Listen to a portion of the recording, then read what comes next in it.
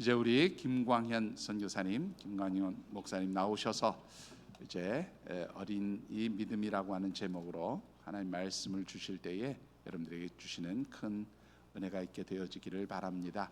이제 우리 선교사님 나오실 때에 여러분들 할렐루야, 우리 손을 들어서 우리 선교사님께 인사해 주시기 바랍니다. 할렐루야.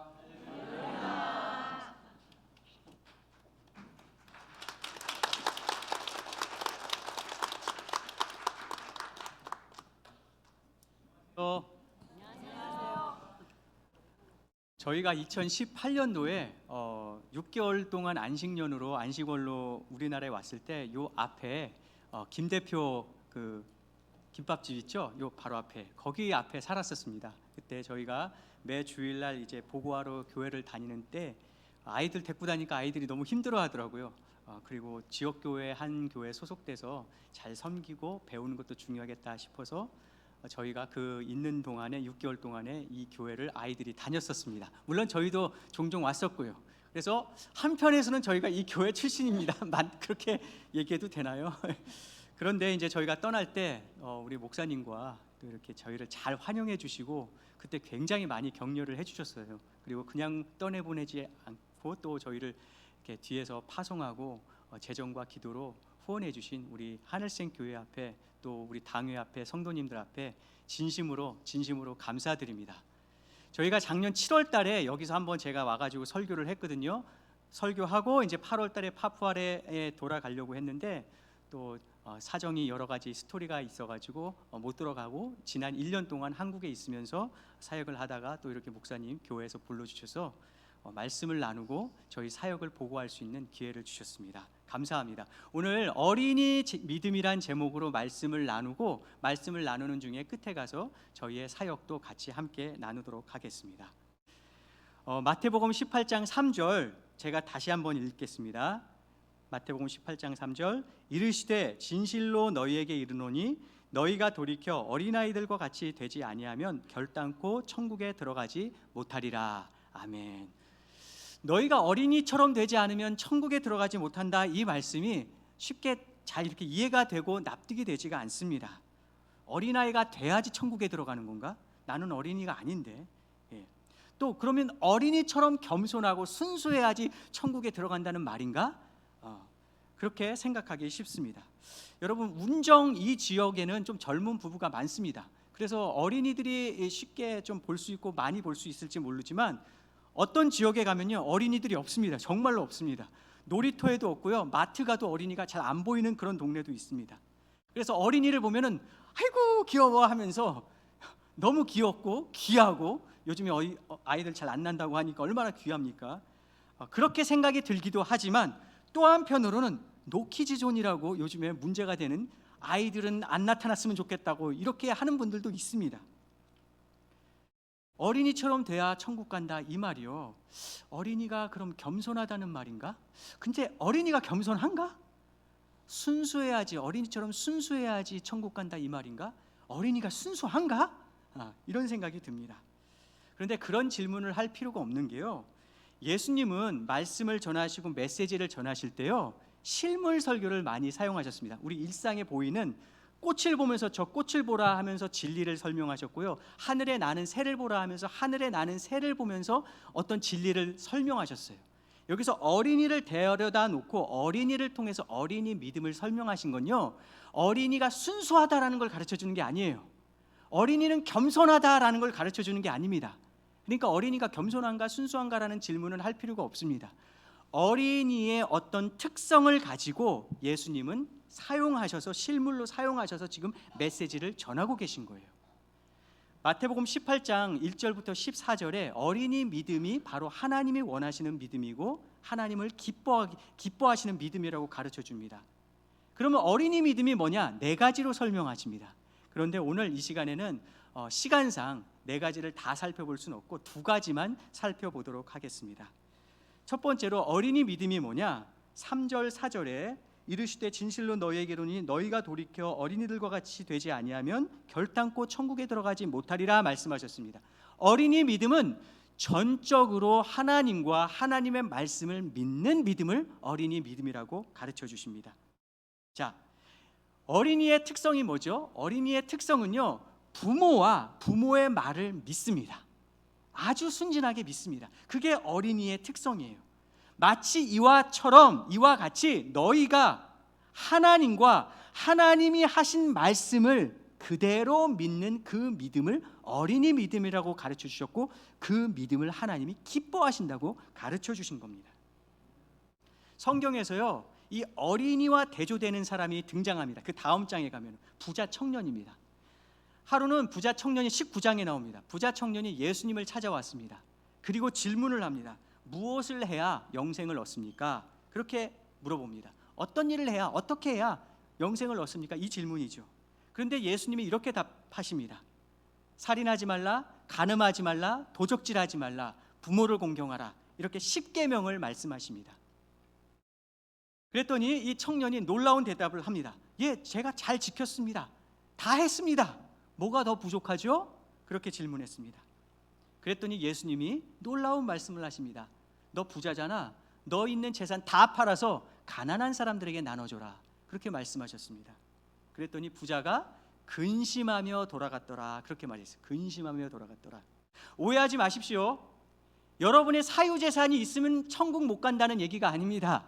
여러분의 재산을 다 나눠주거나 잘 나눠줘야 천국 간다는 얘기가 아니에요. 부자는 구원받지 못한다, 그런 말은 더더욱 아닙니다. 지금 예수님은 이 말씀을 통해서 부자 청년의 잘못된 마음, 잘못된 믿음을 지금 가르쳐 주시는 겁니다. 이 부자 청년은 내가 십계명도 잘 지키고 내가 남들도 잘 봉사하고 나눠주고 부모도 공경하고 잘 했으니까 하나님이 나를 구원해 주실 거야. 나는 구원받을 자격이 충분한 사람이야 라고 생각했단 말이죠. 그런데 예수님께서 그래? 너가 정말로 그래? 하시면서 너 있는 모든 재산을 다 나눠줘 라는 이 말씀은 뭐냐면, 지금 이 부자 청년은 하나님보다 돈을 더 사랑한 사람이었거든요. 십계명 첫 계명에 하나님 외에 다른 것을 사랑하지 말라고 그랬어요. 그건 우상입니다. 한 번이라도 그랬다면 우상 섬기는 죄를 범한 거거든요. 근데 이 부자 청년은 부자라서 문제가 아니에요. 돈을 많이 가지고 있는데 하나님보다 그 돈을 더 사랑했거든요. 그래서 하나님이 그 마음을 보여주시려고 너 재산 다 갖춰서 어려운 이웃에게 나눠줘라 라고 말씀하셨어요. 그런데 못하죠. 왜? 더 사랑하니까. 그는 나는 죄인이구나, 나는 하나님 앞에서 나의 어떤 행위를 통해서 내가 구원받을 자격이 있는 사람으로 받아들일 만한 그런 사람이 아니구나, 이걸 알아야 되는데 이걸 몰랐단 말이죠. 구원받을 하나님의 은혜만, 오직 하나님의 은혜만 나를 구원하실 수 있구나, 이 믿음이 없었습니다. 많은 사람들이요, 복음을 들어도 믿지 않는 것, 교회를 나와도 또 교회를 안 나오는 이유가 되기도 하고, 교회를 나와도 복음을 이해하지 못하고 믿지 못하는 여러 이유가 있는데, 그 가운데 핵심적인 게 뭐냐면 내가 하나님 앞에 죄인임을 깨닫지 못하기 때문입니다. 왜? 복음은 죄인들을 위한 거거든요. 죄에서 구원하기 위해서 주신 게 복음이거든요. 그런데 내가 하나님 앞에 심판받을 죄인임을 깨닫지 못하면요, 복음을 믿지 못합니다. 이해하지 못합니다. 귀하게 여기지 않습니다. 열심이 없어서가 아니에요. 문제는 도덕적이지 않아서가 아닙니다. 더 윤리적이냐 덜 윤리적이냐, 착하게 살았냐 좀 덜 착하게 살았냐, 열심히 살았냐 덜 열심히 살았냐의 문제가 아니란 말이죠. 적어도 하나님 앞에서는. 마태복음 9장 12절 13절 PPT 넘겨주시겠습니까? 이렇게 말씀하십니다. 예수께서 들으시고 이르시되 건강한 자에게는 의사가 쓸데없고 병든 자에게라야 쓸데가 있느니라. 13절 같이 읽겠습니다. 시작. 너희는 가서 내가 긍휼을 원하고 제사를 원하지 아니하노라 하신 뜻이 무엇인지 배우라. 나는 의인을 부르러 온 것이 아니라 죄인을 부르러 왔노라 하시니라. 아멘. 이게 무슨 말씀이냐면요, 여러분, 아파야 병원에 갑니다. 그리고 아프지 않았는데 건강검진을 받았어요. 그런데 병이 있답니다. 뭐가 문제가 있대요. 그래서 지시를 내리고 의사 선생님이 얘기할 때 그것을 따릅니다. 왜? 나는 느끼지 못하더라도 의사 선생님의 진단을 믿기 때문에 내가 병이 있는 것을 알고 약을 처방받고요, 병원에 따박따박 가가지고 치료를 받는단 말이죠. 우리가 하나님 앞에 죄인임을 깨닫지 못하면 죄인으로서 하나님 앞에 나오질 않습니다. 그리고 하나님이 죄인을 위해 오신 이 구원의 복음을 믿고 받아들이지 않게 되는 거예요. 하나님이 얼마나 의로우신 분이신지, 하나님이 얼마나 완전하신 분이신지 그것을 잘 보여주는 것이 율법입니다. 율법. 여러분, 율법은 하나님이 주신 거예요. 하나님이 만드셨습니다. 하나님의 의로우심이 거기에 담겨 있습니다. 그래서 율법은 완전합니다. 율법은 변하지 않아요. 끝까지 있습니다. 우리가 내가 행함을 통해서, 나의 의로움을 통해서, 나의 신실함을 통해서, 나의 성실함을 통해서, 나의 착함을 통해서 내가 하나님께 받아들여지겠다 하면요, 율법을 지키면 됩니다. 하나님의 기준이에요. 내 기준이 아닙니다. 한국에서 잘 살려면 한국법을 지켜야 되고요, 미국에서 살려면 미국법을 지켜야 돼요. 우리가 하나님 앞에 받아들여지려면 내 법이 아니라, 내 기준이 아니라 하나님의 기준에 맞춰야 된단 말이죠. 그 하나님의 기준이 뭐냐? 율법입니다. 율법. 그런데 하나님의 율법이 얼마나 완전하냐? 999번을 지켰다가 한 번을 어겼어도 하나님의 기준에는 안 지킨 겁니다. 그런 게 어디 있어? 그렇지 않습니다. 그게 율법이에요. 우리가 법을 잘 지켰어도 아주 나쁜 어떤 범죄를 하면요, 감옥에 갑니다. 그렇게 착하게 살았다고 얘기해도 소용이 없어요. 사람을 상해하거나 그러면 범죄해서 감옥에 가듯이 율법이란 건 완전하기 때문에 다 잘 지켰다고 해도 한 번이라도 안 지켰으면 우리는 율법을 어긴 겁니다. 그게 야고보서에서 가르쳐주고 있어요. 우리가 하나님 앞에 완전하려면, 우리가 하나님의 행동을 통해서 받아들여지려면 율법을 지키면 됩니다. 아니면은 하나님의 공의의 기준에 따라 심판을 받아야 됩니다. 죽음, 지옥. 문제는 뭐냐? 하나님의 기준인 율법을 지킨 사람이 아무도 없어요. 열심히 지키려고 노력한 사람은 있고 잘 지키려고 한 사람도 있지만 100% 지킨 사람은 아무도 없습니다. 아무도 없습니다. 마음속에 안 좋은 음란한 품은 생각을 했어도 예수님은 간음이라고 말씀하셨어요. 겉의 행동만 얘기한 게 아니라 마음속까지 보시거든요. 마음속까지. 나는 거짓말을 안 하면서 정직하게 살았어. 여러분의 삶 속에 한 번이라도 거짓말을 했다면 사람들은 여러분을 정직하게 보지만 하나님은 그것을 정직하다고 말씀하지 않으신단 말이죠. 나는 부모를 공경하면서 잘 봉양했어. 하지만 여러분 마음속에 부모를 업신여기는 마음을 한 번이라도 가졌다면, 여러분 평생에 부모를 불순종을 한 번이라도 했다면 내 부모를 공경하라는 10계명의 계명을 이미 어긴 겁니다. 내 기준이 아니라 하나님의 눈에서는. 그래서 성경에서는요, 율법이 우리의 거울이라고 그랬어요. 거울. 저는 제 얼굴을 못 봅니다. 거울을 봐야 제 얼굴에 잘 깨끗한지 더러운지 알 수가 있어요. 로마서 3장 20절, 그러므로 율법의 행위로 그 앞에 의롭다 하심을 얻을 육체가 없나니, 그는 누굽니까? 하나님 앞에 의롭다 완전하다 함을 사람이 없나니 율법으로는 죄를 깨닫는 이름이라. 죄를. 내가 죄인이구나. 하나님의 심판을 피할 수 없는 죄인이구나. 이것을 보여주신단 말이죠. 여기서 그친다면 복음이 아니겠죠. 좌절이겠죠. 그런데 그 다음 절에 바로 하나님께서 복음을 가르쳐 주십니다. 21절, 이제는 율법 외에 하나님의 한 의가 나타났으니, 복음에도 율법에도 의가 있었고요, 하나님의 의가 있었고, 율법에 나타난 의가 있고 또 하나의 하나님의 의가 나타난 게 있는데 복음에 나타난 의가 있다는 거예요. 율법과 선지자들에게 증거를 받은 것이라. 곧 예수 그리스도를 믿음으로 말미암아 모든 믿는 자에게 미치는 하나님의 의니 차별이 없느니라. 다음 절, 모든 사람이 죄를 범하였음에 하나님의 영광에 이르지 못하더니. 24절 같이 읽겠습니다. 시작. 그리스도 예수 안에 있는 속량으로 말미암아 하나님의 은혜로 값없이 의롭다 하심을 얻은 자 되었느니라. 아멘. 여기서 속량이란 말은 대신 값을 지불했다, 이런 뜻입니다. 여러분이 누구랑 같이 식사를 하러 갔어요.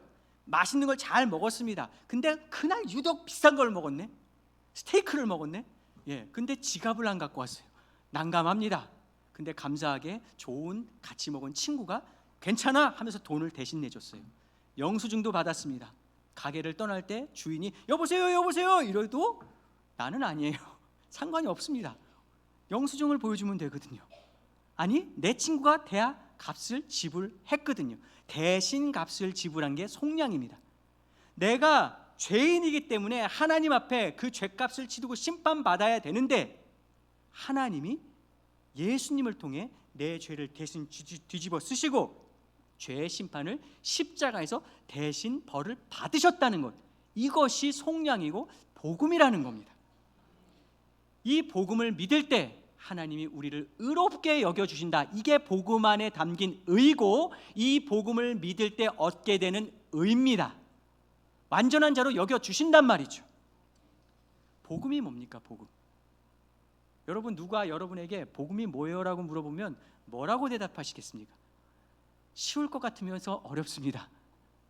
복음은 여러 가지로 설명할 수 있겠지만, 복음은 하나님이 예수 그리스도를 통해 나를 위해 하신 일이 복음입니다. 다시 한번요. 복음이 뭡니까? 라고 질문하면 여러 가지로 대답할 수 있지만, 로마서 1장 2절에 근거하면은 하나님이 예수 그리스도를 통해 나를 위해 하신 일이 복음입니다. 죄 없는 예수님이 나의 죄를 대신 어린 양처럼 뒤집어 쓰시고 대신 십자가에서 벌을 받으셨습니다. 예수님은 자신의 죄 때문에 죽으신 것이 아닙니다. 바로 나의 죄를 대신해서 대신 벌 받으시고 죄값을 치르셨다고 성경은 얘기하고 있습니다. 어떻게 해야 구원받습니까? 라고 했던 이 부자 청년의 질문은요, 사실은 요한복음 6장에 보면요, 많은 사람들이 예수님께 그대로 이 질문을 했습니다. 요한복음 6장에 보면은 오병이어의 기적을 경험한 많은 사람들이 있었습니다. 예수님이 물고기 2마리와 보리떡 5명으로 많은 사람을 먹이시고 난 다음에 그 자리를 떠나니까 많은 사람들이 예수님을 졸졸졸졸 따라다녔어요. 그때 예수님이 그들을 보시고 이렇게 말씀하셨습니다. 요한복음 6장 28절, 썩을 양식을 위해서 일하지 말고 너희는 영생을 위한 일을 하라, 구원받는 일을 하라, 그렇게 말씀하신 거예요. 그러자 사람들이 물어봤습니다. 아니, 어떻게 해야지 우리가 하나님의 일을 하는 거죠? 그 말은 곧 어떻게 해야 영생을 얻습니까? 그 질문입니다.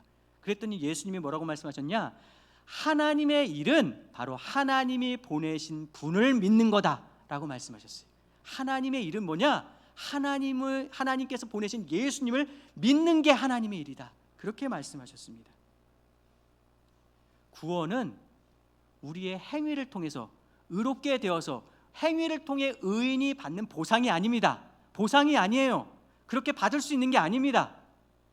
구원은 죄인이 받는, 믿음으로 받는 선물이에요. 선물은 줄 수도 있는데 그냥 주고 나도 살 수 있는데 그냥 받는 그런 선물, 그냥 고맙다 하는 정도의 선물이 아니라 내가 살 수 없어요.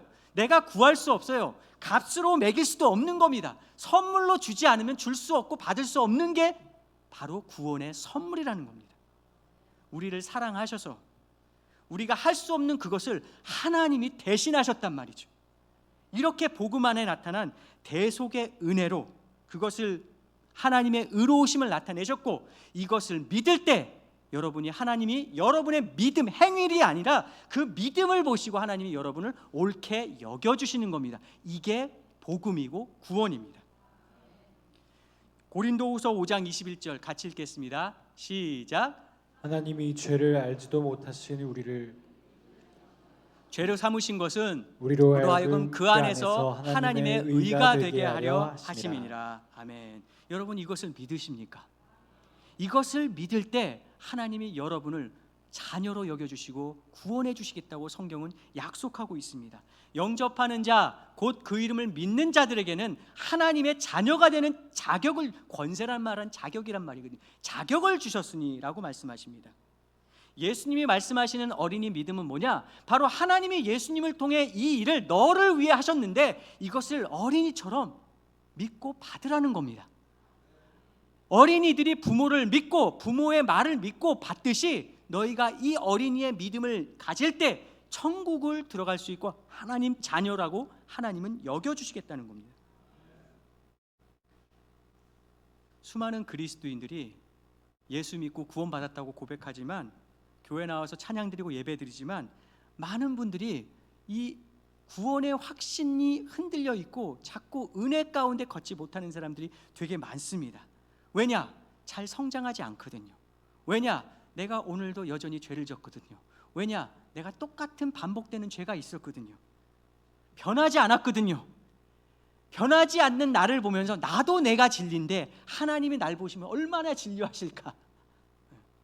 하나님도 나를 지겨워하겠다. 내가 나를 지겨워할 정도로. 그래서 이렇게 믿는 분, 이렇게 생각하는 분은요, 예배가 기쁨이 없습니다. 신앙생활에 자유가 없습니다. 내 기도 안 들어주실 것 같아요. 하나님이 나를 안 기뻐하실 것 같습니다. 나를 안 사랑하실 것 같습니다.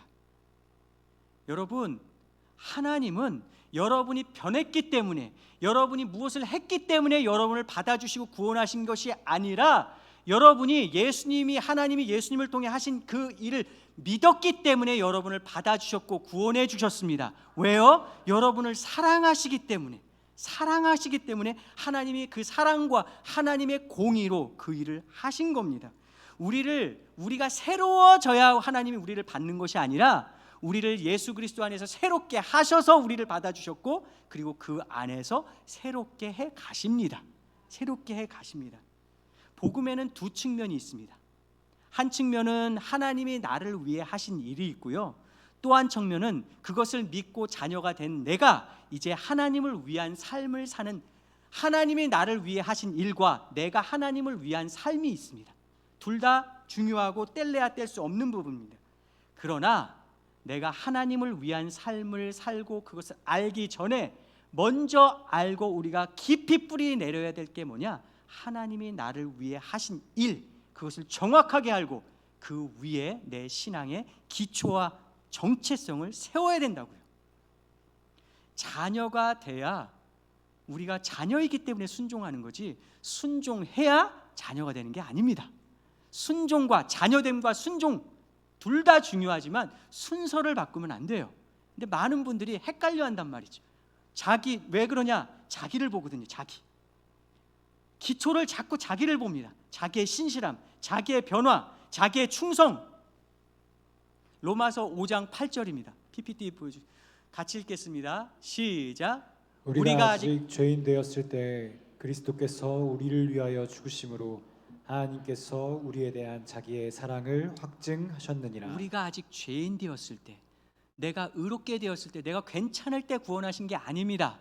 내가 아직 죄인 되었을 때 우리를 위해서, 우리를 사랑하셔서 우리를 위해서 십자가에 못 박히시고 우리를 구원하셨습니다. 이걸 통해서 우리에게 얼마나 사랑하신지 분명하게 증명하셨다는 거예요. 여러분, 앞절 뒷절에도 동일한 말이 나옵니다. 6절 우리가 아직 연약할 때, 8절 우리가 아직 원수 되었을 때. 그러면은 구원받기 전에 죄인이었고, 구원받기 전에 연약하고, 구원받기 전에 원수 되었을 때 우리를 사랑하셔서 구원했는데, 구원 이후에 여전히 죄인처럼 살고, 여전히 연약하고, 여전히 원수처럼 하나님 띄어서 살니까 하나님 우리를 버리시냐? 그렇지 않다는 거죠. 물론 하나님은 우리가 돌아서서 자녀처럼 순종하며 살길 원하십니다. 탕자를 받아들인 것은 아버지의 사랑에 근거하지만, 탕자가 돌아왔을 때는 이제는 탕자처럼 사는 것이 아니라 자녀처럼 살아야 되겠죠. 하지만 아버지의 사랑의 근거는 처음부터 끝까지, 구원의 처음부터 끝까지는 나의 충성과 나의 신실함이 아니라 하나님의 신실함에 달려있다는 것을 우리가 잊지 말아야 됩니다. 어떤 아들이요, 아버지한테 이렇게 있는데, 아버지가 아들 그날 생일이었어요. 아침에 출근하실 때, 야, 오늘 너가 갖고 싶어하는 내가 핸드폰 사올게, 약속을 했습니다. 이 아이들이 중학교 3학년인데 아직 핸드폰이 없었거든요. 우와, 친구들은 다 있는데 나는 핸드폰이 없어서 얼마나 그동안 창피했는지. 그날 친구들한테 막 자랑을 했습니다. 그리고 아버지가 보통 늦게 들어오거든요. 근데 잠을 안 자요. 잠이 안 옵니다. 아버지 오시면은 어떤 핸드폰을 사올까? 갤럭시를 사올까? 애플을 사올까? 궁금했습니다. 갤럭시는 만약에 사온다면 어떤 모델을 사올까? 큰 모델 사올까? 작은 거 사올까? 막 상상 날개를 피는 겁니다. 안 자고 있을 때 아버지가 문을 열는 덜커당 소리가 들립니다. 그때 아이는 잠옷바람에 아버지 하고 바로 나가서 아버지의 먼저 어디를 볼까요? 손을 봅니다. 그 아들은요, 아버지를 믿었어요. 어떤 아버지? 나를 사랑하시는 아버지. 아버지를 믿었어요. 말을 하고 약속을 하면 거짓말을 안 하시는 아버지. 아버지를 믿었어요. 하면은 애플폰이든 갤럭시든 사올 수 있는 능력 있는 아버지, 그 아버지를 믿었고요. 아버지의 말, 내가 사올게라는 말을 믿었습니다. 이게 믿음이에요. 그 말, 하나님과 아버지와 아버지의 말을 믿은 그 아이처럼 믿음은 뭐냐? 얼마나 오래 믿었냐? 얼마나 열심히 믿냐도 중요하지만 믿음의 핵심은 내용이거든요. 내용. 무엇을 믿냐? 하나님과 하나님이 하신 말씀을 믿는 게 믿음이란 말이죠. 하나님이 우리를 사랑하셔서 의롭게 여기셔 의로운 그 복음을 예수 그리스도를 통해 우리를 위해서 십자가에 달려 돌아가시고 그것을 믿으면 우리를 구원해 주시고 자녀 되게 해 주시겠다고 성경에 약속해 주십니다. 하나님과 하나님이 하신 말씀을 믿을 때 이 믿음을 하나님은 기쁘게 여기시고 우리를 구원해 주시고 의롭게 여기신다고 말씀하십니다. 그런데 많은 그리스도인들이 여전히 불안해하고 기쁨이 없고 하나님께 나아가는데 서성이는 것은 왜 그럴까요? 바로 자꾸 하나님과 하나님이 하신 말씀이 아니라 그 기초와 확신을 자기의 삶과 자기에게 두기 때문입니다. 믿음은 하나님과 하나님이 하신 말씀이고요, 처음부터 끝까지 거기에 기초를 둬야 됩니다. 그러면 우리가 믿음을 어떻게 성장시킬 수 있을까요? 어떻게 불안과 염려와 확신에서 벗어나 계속해서 성장시킬 수 있을까요? 바로 하나님과 하나님의 말씀을 잘 알아갈 때, 하나님을 알면 알수록 우리의 믿음이 성장할 수 있게 되는 겁니다. 왜? 우리의 믿음의 대상을 알면 알수록 믿음의 내용이 확실해지거든요. 믿음은 들음에서 나고 들음은 하나님의 말씀으로 말미암느니라. 로마서 10장에 그렇게 말씀하고 있습니다. 하나님은 우리가 어린이 믿음을 갖길 원하십니다. 그리고 그 믿음으로 구원받았다면 우리가 그 구원의 여정에서 동일하게 어린이의 믿음을 하나님께 보이길 원하십니다. 그 믿음을 하나님이 기뻐하시고 영광 받으신다고 성경은 우리에게 가르쳐주고 있습니다. 두 번째로 마지막으로 나눌 건 어린이 믿음은 뭐냐면 잃어버린 자를 찾아 나서는 믿음입니다. 한번 띄워주시겠습니까? 두 번째, 잃어버린 자를 찾아 나서는 믿음입니다. 자, 하나님이 여기시는 귀한 믿음을 12절 14절에 나와 있습니다. 12절 14절, 12절부터 14절. 너희 생각에는 어떠하냐? 만일 어떤 사람이 양 100마리가 있는데 그 중에 하나가 길을 잃었으면 그 99마리를 놔두고 산에 두고 가서 길 잃은 양을 찾지 않겠느냐? 진실로 너희에게 이르노니 만일 찾으면 길을 잃지 아니한 99마리보다 이것을 더 기뻐하리라. 14절 같이 읽겠습니다. 시작. 이와 같이 이 작은 자 중에 하나라도 잃은 것은 하늘에 계신 너희 아버지의 뜻이 아니니라. 아니니라. 아멘. 자, 목동이 있습니다. 목동이 100마리의 양을 키우는데 그 중에 한 마리를 잃어버렸습니다. 그랬더니 99마리 99마리의 양을 놔두고 그 잃어버린 한 마리 양을 지금 찾아 나서는 겁니다. 여러분, 이건 무책임함이 아닙니다. 99마리를 놔두고 왜 한 마리를 찾아? 99마리는 어떻게 하라고? 무책임한 게 아니에요. 잃어버린 한 마리가 더 귀해서 그런 것도 아닙니다. 그 당시 이 말씀을 듣는 이 청중들은요, 이스라엘 사람들 목동 일에 익숙했기 때문에 우리처럼 무책임한 것 아니야? 한 마리가 더 귀해서 그런 거 아니야? 이상하다라고 질문한 사람은 아무도 없었습니다. 왜? 익숙하기 때문에 당연한 걸로 여겼어요. 왜? 그 한 마리도 잃어버릴 수 없기 때문입니다. 어떤 부모님이 자녀가 4명이 있어요. 그런데 유독 한 자녀가 연약하고 아픕니다. 기침도 잘 걸리고 자꾸 아파요. 하루는 큰 병에 걸려가지고 나름대로 큰 병에 걸려서 병원에 입원하게 됐습니다. 그랬더니 이 엄마가 아들한테 3명의 자녀한테 얘기합니다. 너희 여기서 국 끓여놨으니까 니네가 알아서 밥 차려 먹고 학교 잘 갔다 오고 해. 엄마 지금 누구누구 너희 형이라고 합시다. 형 내가 돌보러 병원 가 있을 동안 2박 3일 동안. 그 부모님은요, 무책임한 게 아니에요. 그 부모님이 그렇게 하는 거는 병원에 입원해 있는 그 자녀가 더 귀해서 그런 게 아닙니다. 3명이 있으니까 괜찮아, 이 한 명 잃어도, 그게 아니잖아요. 이 한 명이 아파하는 그 한 명이 잃을 수 없기 때문에, 걔도 나아야 되기 때문에, 귀하기 때문에 그 아이와 병원에 같이 있는 겁니다. 마치 한 마리 99마리를 놔두고 한 마리를 찾는 거는 99마리 있으니까 한 마리 잃어도 돼, 이게 아니라 그 한 마리도 잃어버릴 수 없는 내 것이기 때문에 찾아 나서는 거예요. 예수님이 말씀하시는 어린이의 믿음은 뭐냐? 잃어버린 그 사람을 구원받아야 될 그 영혼을 위해 찾아 나서는 그 믿음을 어린이 믿음이라고, 귀한 믿음이라고 말씀해 주시는 겁니다. 예수님이 직접 이 일들을 행하셨습니다. 사마리아 사람들은 이스라엘 사람들이 무시했습니다. 섞인 사람들이라고, 아예 땅도 밟지 않았어요. 그런데 예수님이 그 사마리아 땅 가셔가지고 수가성 사마리아 여인과 대화하시고 그 여인의 삶을 변화시키고 구원해 주십니다. 예수님은 베데스다 연못에서 38년 된 병자가 물이 처음에 움직이는 어떤 신비한 사건이 있으면 그 물에 처음 동당 들어가는 사람은 치유받는다는 미신이 있었어요. 그래서 수많은 병자들이 베데스다 연못 주변에서 그 미신을 기다리면서 희망을 거기에 걸고 있었을 때, 한번 어떤 신비한 사건이 이렇게 있으면 이 사람 저 사람 다 들어갈 때, 이 사람은 38년 된 병자인데 이 앉아서 일어날 수가 없었거든요. 그러니까 거길 못 들어가는 겁니다. 내가 못 들어가기 때문에 낫지 못한다. 이 미신에 잘못된 허황된 생각에 사로잡히는 이 사람한테, 외면당하는 이 사람한테 가서 예수님이 일어나 걸으라 라고 말씀하시고 그를 치유하시고 구원해 주셨습니다. 삭개오, 매국노, 나쁜 놈이라고 욕먹고 왕따당하는 삭개오한테, 그 삭개오가 예수님의 말씀을 듣고 구원자라는 말씀을 듣고 믿음을 가지고 예수님을 찾아갔어요. 키 작고 사람들이 다 외면하는 그 삭개오한테 예수님은 그 삭개오를 보시고 내려와라, 내가 오늘 너희 집에 유하겠다 말씀하시고 삭개오를 구원해 주시는 사건이 누가복음 19장에 있습니다. 어린이 믿음은요, 잃어버린 자를 찾아 나서는 믿음을 하나님께서 어린이 믿음, 귀한 믿음으로 여겨주시겠다고 말씀하셨습니다. 전 세계에 약 6,900개의 언어가 있다고 합니다. 물론 조사 기관에 따라 좀 얘기하는 게 틀리긴 합니다. 그러나 대략 6,900개의 언어가 있대요. 정말 언어 많지 않습니까? 그 중에 하나가 한국어고 하나가 영어고 일본어입니다.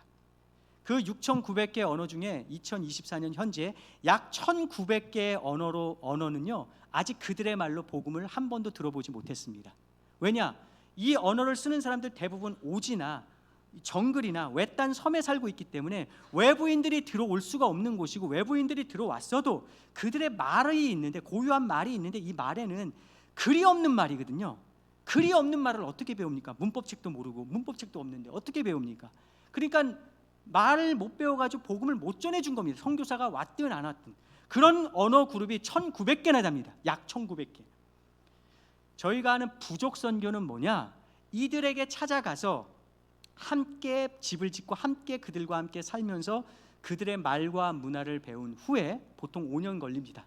말을 배운 후에 그들이 이해할 수 있는 말로 복음을 전해주고 성경을 번역하고 교회를 세워서 제자 양육해서 자립교회를 세우는 것까지를 부족 선교라고 합니다.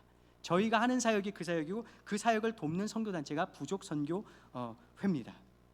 부족은요 정말 가난합니다. 저희가 들어간 부족은 정글, 늪지, 습지거든요. 주변에 마른 땅이 없습니다.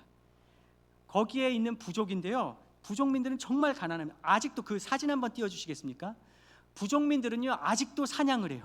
매일매일 이 주식의 정글에 들어가서 그날 이 화살로 사냥을 합니다. 제가 이 사진 찍었을 때 이 화살이요 정말 석기 시대에 그 옛날부터 이어져 내려온 그 박물관에 있어야 될 그 화살로 그대로 사냥을 하고 있더라고요. 근데 사냥이 그렇게 잘 안 되죠. 사냥 어렵습니다. 그러면 자꾸 굶죠. 그래서 빼짝 말라 있습니다. 부족민들은. 그리고 그들의 주 이 단백질 공급처는 나무 껍질에서 깨다 보면은 나오는 굼벵이 같은 벌레가 주 단백질 공급처입니다. 정말 가난합니다. 저희가 부족에 들어가서 사역할 때요 다 가지고 들어갑니다. 다. 물론 거기서 텃밭도 꾸미고 이렇게 해가지고 나무, 과일나무도 싣고 해가지고 야채를 거기서 공급하려고 하지만 그것도 최소 3년에서 5년 걸리지 않습니까? 그 전에 필요한 모든 쌀부터 시작해서 이런 건 모든 것들은 하나도 없습니다. 부족은. 정글은 먹을 게 없습니다. 다 가지고 들어가야 돼요. 부족 사람들은 순수해요. 순수하긴 할 것 같습니다. 얘기하시는 분들이 있어요. 순수하지 않습니다. 사람은 순수하지 않아요. 물론 몰라서 모르는 건 있습니다. 문명이 아직 안 들어갔기 때문에. 하지만 순수하지는 않습니다. 오히려 우리 문명은요 법이라는 게 있기 때문에 내가 느끼고 생각하고 욱하고 화가 난다고 해가지고 함부로 할 수가 없습니다. 그렇죠? 본성 그대로 살 수가 없어요. 왜냐? 법 테두리 안에서 우리가 안전과 그런 게 지켜진단 말이죠. 근데 부족은 그렇지 않습니다. 부족은 정부가 있는 걸 알지만 정부의 이 영향력이 굉장히 없습니다. 그래서 부족의 문화와 이런 것이 더 크거든요. 저희가 산 부족, 저희가 살 때 처음에 들어가서 이렇게 방문하면 잘 모릅니다. 같이 살아야 알 수 있어요. 그렇잖아요. 어떤 집도 가면 손님으로 가면 그 집의 상황을 모르지요. 같이 살아야 알지요. 부족도 그렇습니다.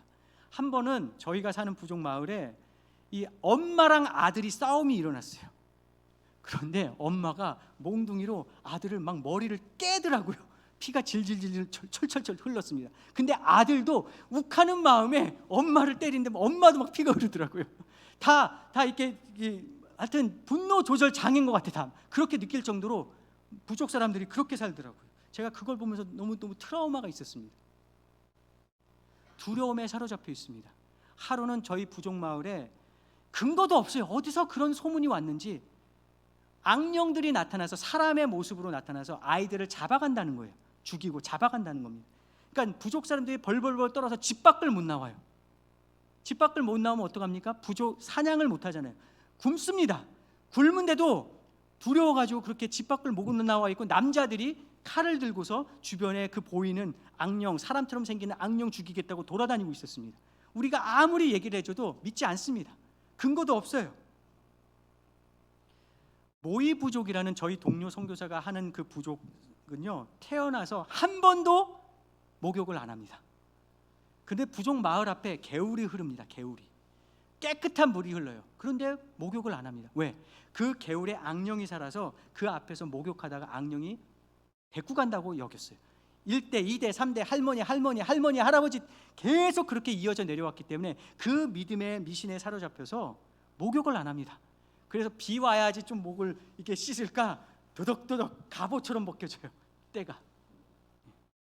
쌍둥이가 태어나면 죽입니다. 둘 다. 왜? 정상이 아니라고 생각해서 쌍둥이 중에 한 명은 사탄이라고 생각해요. 그래서 사탄을 우리 마을에 둘 수가 없죠. 가정에 둘 수가 없잖아요. 그러니까 누군지를 모르니까 죽입니다. 부모가. 기뻐하면서 죽일까요? 통곡하고 정말 아파하면서 죽입니다. 그게 이어져 내려왔어요. 평생 그 부모는 한을 맺고 사는 거예요. 거기 모의부족에 저희 동료 선교사가 들어가서 말을 배우고 문화를 배우고 복음을 전하고 교회가 세워지고 성경을 번역하면서 제자 양육을 하는데, 그림 띄워주시겠습니까? 바로 작년에, 지금 여러분이 보는 그림은 오른쪽 아래죠. 그 부족 선교사, 부족에서 모의 부족에서 선교사 복음을 들은 이 크리스찬, 모의 크리스찬이에요. 모의 부족 크리스찬.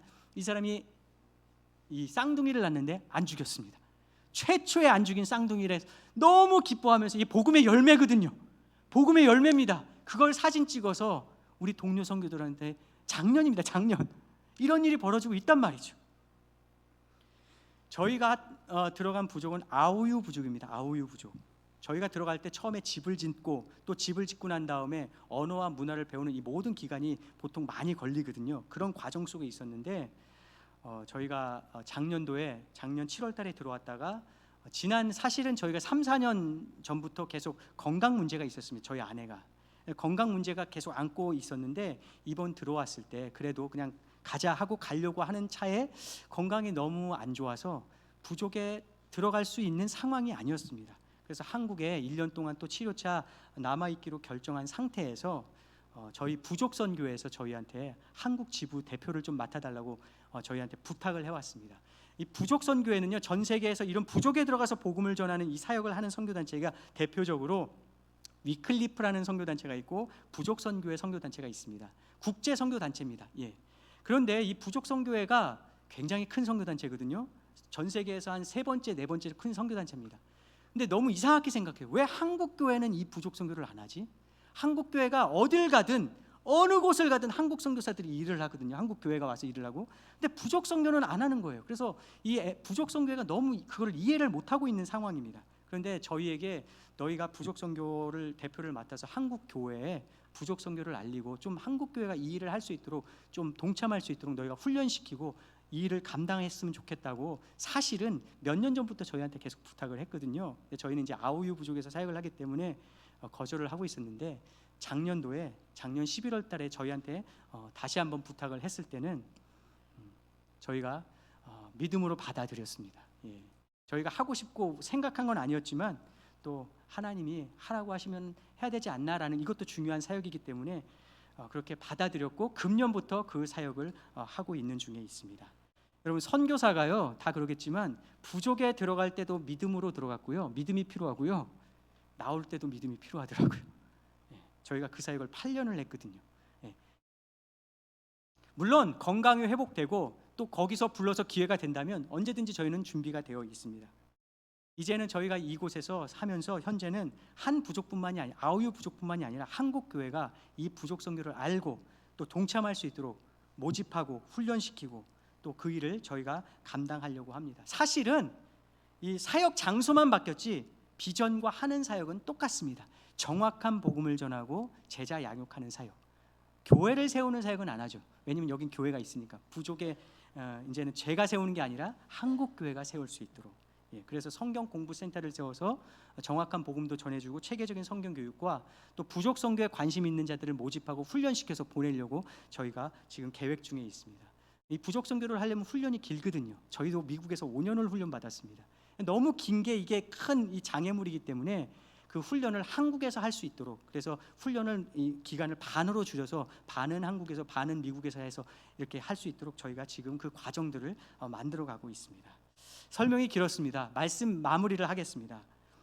마태복음 18장 3절에 너희가 돌이켜 어린 아이들과 같이 되지 아니하면 결단코 천국에 들어가지 못하리라, 이렇게 말씀하셨습니다. 여러분 이것은요 어린아이가 되라 이런 말이 아니에요. 생각하지 말라, 대놓고 믿으라, 그냥 그런 뜻이 아닙니다. 어린이 믿음은 그런 게 아니에요. 어린이 믿음은 어린이들이 부모와 그 부모의 말을 믿고 따라가듯이 하나님이 예수님을 통해 너희를 위해 나를 위해 하신 일을 그대로 믿고 받아들이고 구원받길 원하신다는 그런 마음이고, 또 구원받았으면 나의 그 행위와 나의 신실함이 아니라 하나님이 행하신 일과 하나님의 신실함에 나의 신앙의 기초를 놓고 확신을 거기에 두고 어린이 믿음으로 걸어가라는 하나님의 말씀입니다. 뿐만 아니라 잃어버린 자를 찾아 나서는 그 믿음을 하나님이 어린이 믿음이라고 귀하게 여겨주십니다. 우리 하늘샘 모든 성도님들이 이 어린이 믿음으로 하나님을 기뻐하고 기뻐하시는 삶을 살길 하나님은 원하십니다. 같이 기도하겠습니다. 하나님 감사합니다. 주님의 몸된 교회를 이렇게 세우시고 23년 전에 세우시고